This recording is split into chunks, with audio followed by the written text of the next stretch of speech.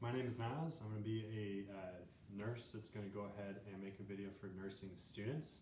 And it's going to teach nursing students how to correctly drop insulin and deliver insulin, as well as the differences between basal insulin, prandial insulin, and compensatory insulin. So for this scenario here, we kind of had to mix something up. So in this case, we've got a patient here. This is going to be Kathy.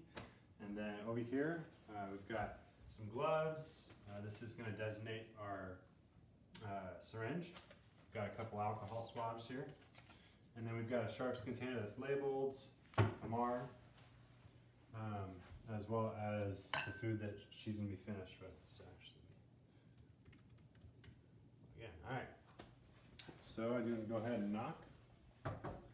Hi, my name is Niles. I'm going to be your nurse today. Can I get your name?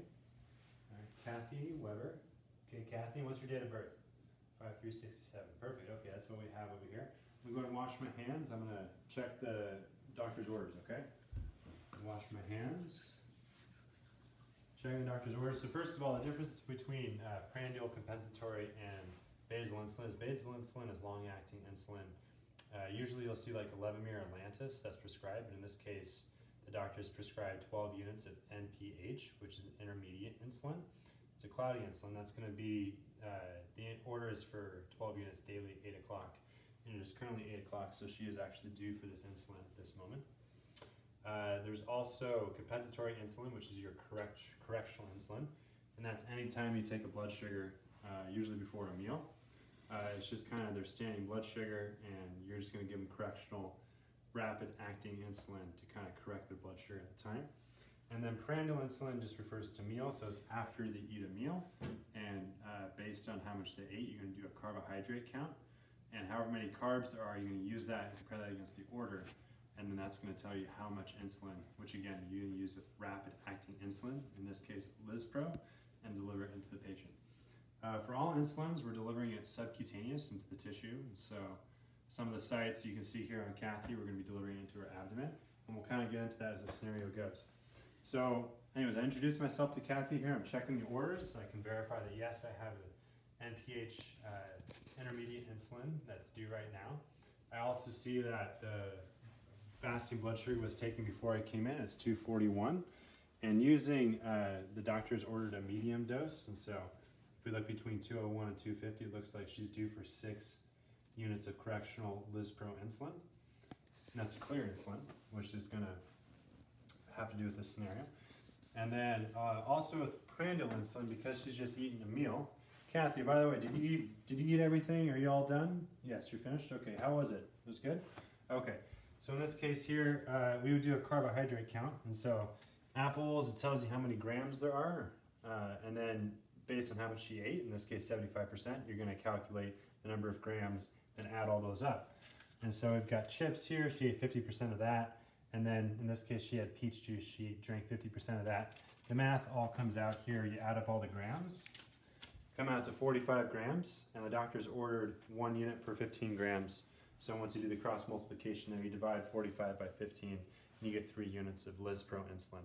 So all these insulins you can mix together because it's an intermediate insulin, as well as a short or rapid-acting insulin. And so we're gonna add the 2 Lispro insulins, one for the correctional, which is 6 units of Lispro, plus 3 units of Lispro from the prandial insulin that we just calculated, which is 9. Then we're adding 12 units of NPH, which is cloudy insulin.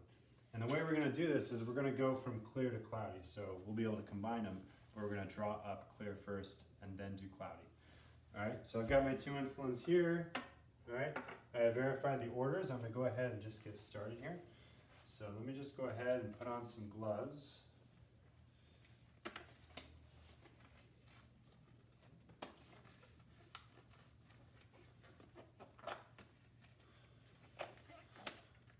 So when I came in here, I would have done a full assessment on Kathy just to see how she's doing. How are you feeling? Good. I would have gotten her vitals, asked her how she's feeling, just to see if maybe, she's doing good, looking for symptoms of hyperglycemia or hypoglycemia before we deliver insulin. Usually in this case, maybe hyperglycemia.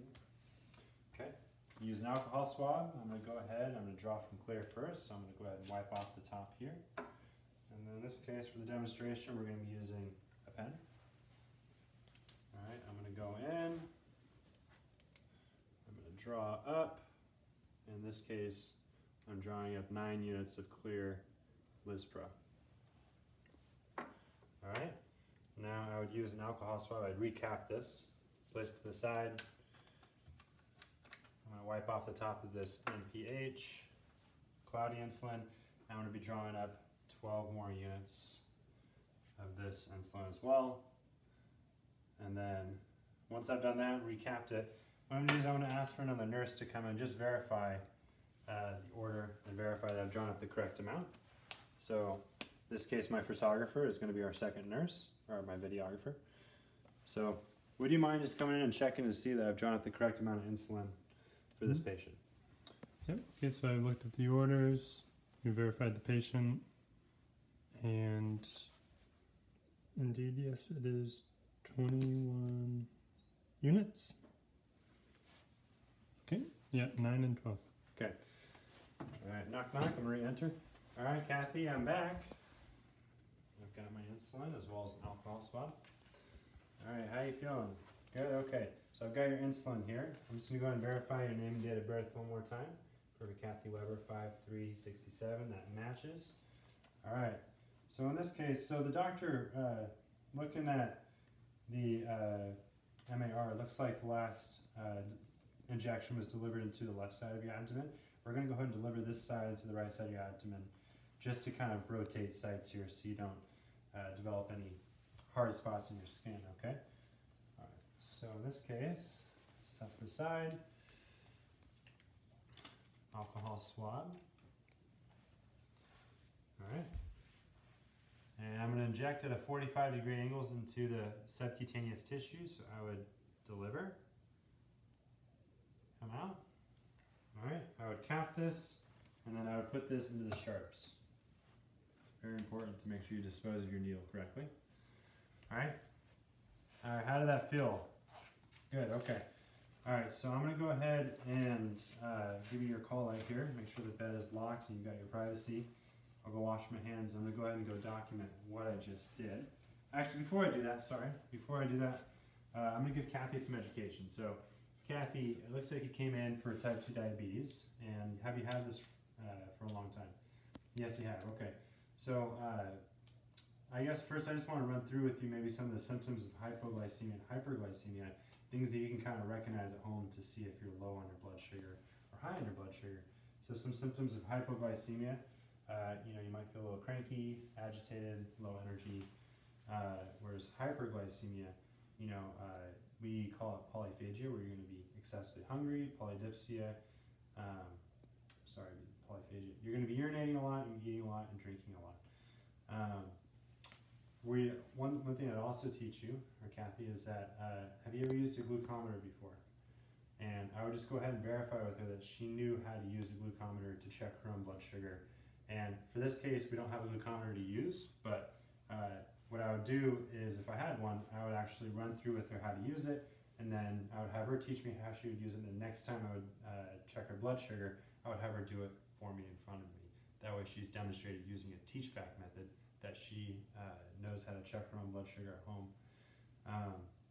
Also, some things you want to watch for your diet. Maybe like some things you want to, so I would finish my education with Kathy. I'm running low on time. One thing I want to do is I would want to go ahead and document. So I'd want to document all the vitals. I'd want to document what her fasting blood sugar was. I'd also want to document where I delivered. So I delivered into her right abdomen. I delivered 12 units of NPH as well as 9 units of Lispro into that site. And then I provided education to her on how to use a glucometer and some signs and symptoms of hypoglycemia and hyperglycemia, and the importance of checking her blood glucose frequently. Patient that tolerated the education well. She actively engaged in education, expressed interest in meeting with a dietitian. And then the plan is to collaborate with the provider for edema, dietitian, and PTOT for ADL assessment. We'll follow up with order and fasting blood sugar checks throughout the shift. Wash my hands and